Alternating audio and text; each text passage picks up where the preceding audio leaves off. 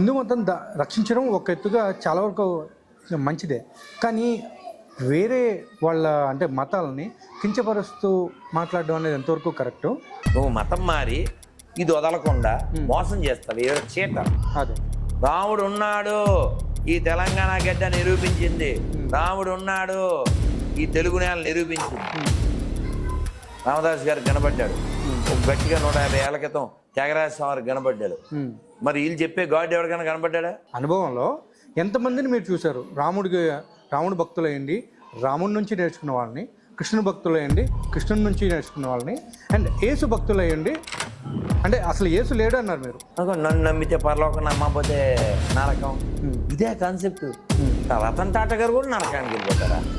బుర్రలేని సరే, ఆ పేరుని మార్చుకోమని అంటేనే నేను మార్చుకున్నాను, జాన్ పాల్ గారిని ఆయన చెప్పడం జరిగింది. నేనేమంటా అంటే పేరు కాదు, ఆ బాడీ కూడా మార్చేయండి.